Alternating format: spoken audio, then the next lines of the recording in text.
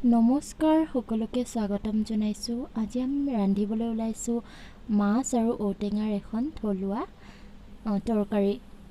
তাৰ বাবে এয়া আলু কুটি লৈছো, লগতে ঔটেঙা কুটি লৈছো, মিহি মিহিকৈ পিয়াজ এটা কুটি লৈছো আৰু মাছত নিমখ আৰু হালধি সানি দিছো। এয়া হৈছে আদা, নহৰু আৰু জলকীয়া একেলগে খুন্দি লোৱা। আহকচোন আমি কেনেদৰে ৰান্ধো চাওঁ।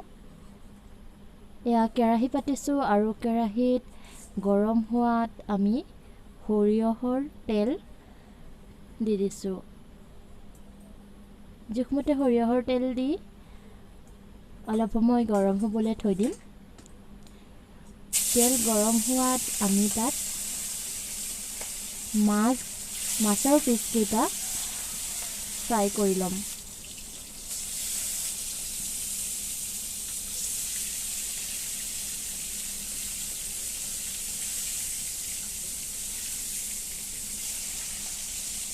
মাছৰ পিচকেইটা বৰ টানকৈ ফ্ৰাই কৰিব নালাগে, কোমলকৈ ফ্ৰাই কৰিলেও হ'ব।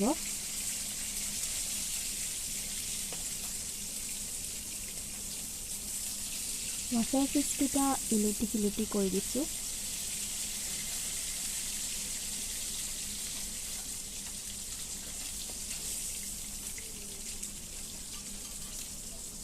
মাছৰ পিচকেইটা ফ্ৰাই কৰি হোৱাত প্লেট এখনত তুলি থৈছোঁ।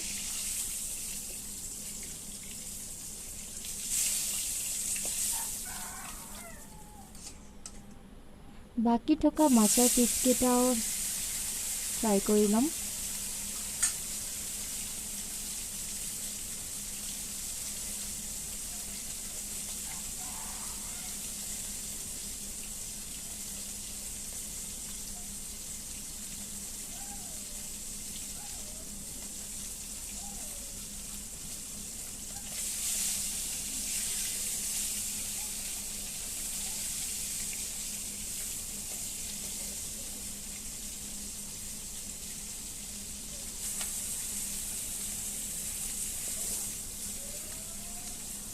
এয়া হৈ গৈছে প্ৰায়। মাছৰ পিচকেইটা তুলি লৈছোঁ।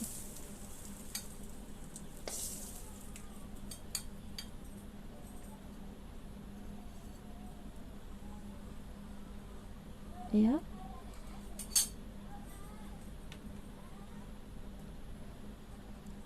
এতিয়া তেল অলপ কমি যোৱাত আৰু অলপ তেল কেৰাহীত দি দিছোঁ আৰু গৰম হ'বলৈ দিছোঁ। ভালদৰে গৰম হোৱাত এতিয়া আমি কেৰাহীত তেলত দিলোঁ কুটি থোৱা পিঁয়াজ।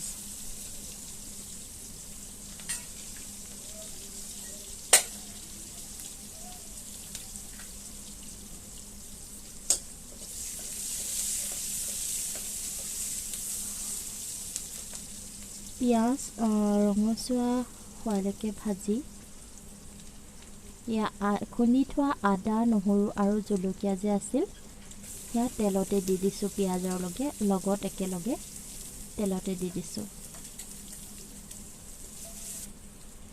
ৰঙচুৱা হোৱালৈকে ভাজি এয়া মই কুটি থোৱা ঔটেঙা আৰু আলু একেলগে তেলত দি দিছোঁ। ভালদৰে লৰাই দিছোঁ যাতে আদা, নহৰু আৰু পিঁয়াজ ভালদৰে আলু আৰু ঔটেঙাত লাগে, তাৰ বাবে খুব ভালদৰে লৰাই দিছোঁ।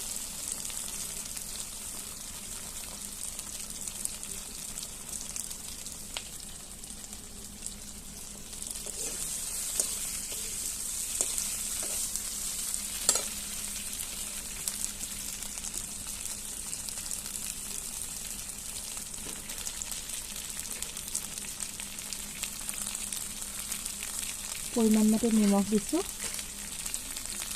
নিমখ দিওঁতে মন কৰিব যিহেতুকে মাছত নিমখ দি থোৱা আছে।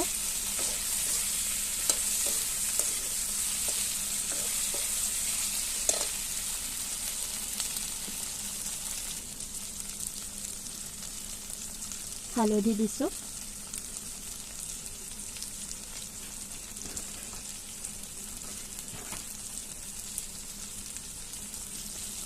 নিমখ আৰু হালধি দিয়াৰ পিছত আটাইখিনি ভালদৰে হালমিহলি কৰি ল'ম।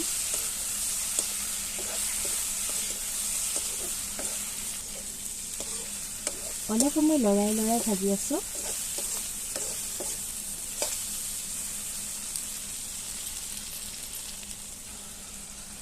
এতিয়া 4-5 মিনিটমানৰ কাৰণে ঢাকোন লগাই থৈ দিছিলোঁ আৰু তাৰপিছত ঢাকোন উঠাই ইমান ধুনীয়াকৈ তেল এৰা দেখা পোৱা গৈছে আৰু অলপ সময় লৰাই দিছোঁ। ৰংটো কিন্তু ধুনীয়া হৈছে, প্ৰায় সিজি উঠিছে আলু আৰু ঔটেঙা।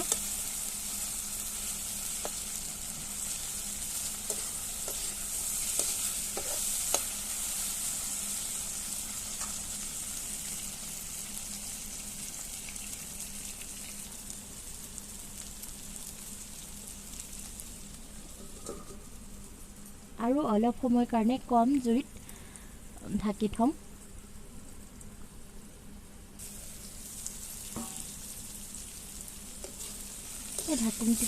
ঢাকোন আঁতৰাই আৰু এবাৰ লৰাই লৈছোঁ। ধুনীয়াকৈ সিজিছে। এতিয়া আমি পানী দিব পৰা হৈছোঁ। এতিয়া মই যিটো গিলাচেৰে আদা নহৰু আৰু জলকীয়া খুন্দিছিলোঁ সেই গিলাচটোৱেৰে পানী দিছোঁ। 1 গিলাচ, 2 গিলাচ আৰু আধা গিলাচ পানী দিম। টোটেল 2.5 গিলাচ পানী দিম। সিমানতে মোৰ তৰকাৰীখিনি হ'ব, সিমানটো জলতে বৰ বেছিকৈ নিদিওঁ।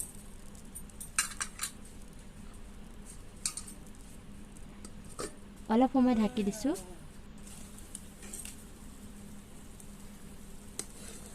তৰকাৰীখন উতল অহাত ভালদৰে লৰাই এতিয়া আমি ফ্ৰাই কৰি থোৱা মাছৰ পিচকেইটা দি দিছোঁ। এয়া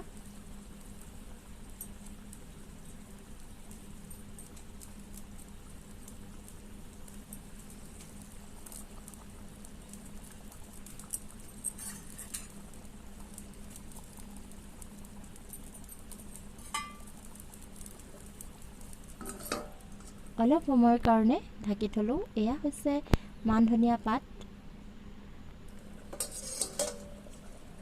বাৰীৰ পৰা মান ধনিয়া পাত ছিঙি আনিলোঁ আৰু এয়া ঢাকোন উঠাই দেখিছোঁ সুন্দৰভাৱে উতলিছে আৰু ধুনীয়া গোন্ধ এটা বাহিৰ হৈছে।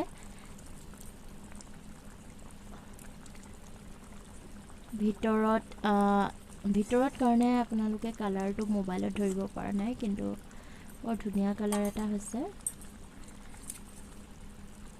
তো এয়া মান ধনিয়া পাত কুটি তৰকাৰীখনত দি দিছোঁ।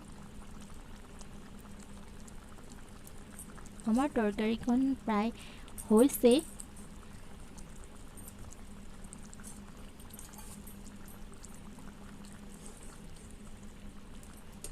ধনিয়া পাত দিয়াৰ পিছত এবাৰ লাহে চামুচখনেৰে লৰাই দিম।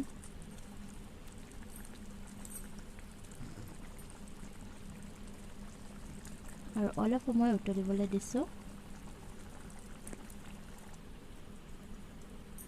অলপ সময় ঢাকি থলোঁ।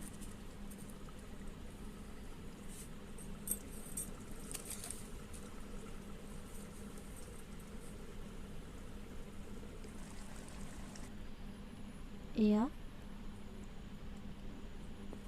কেৰাহী জুইৰ পৰা নমালোঁ। এয়া দেখিছেনে ইমান ধুনীয়া এটা ৰং হৈছে। খুব ধুনীয়া লাগিছে নহয়নে তৰকাৰীখন? আৰু খাবলৈও যে বিৰাট সোৱাদ হৈছিল। আপোনালোকেও এনেদৰে বনাব। আজিলৈ বিদায় লৈছোঁ, আকৌ আহিম নতুন ৰেচিপি লৈ। Bye bye.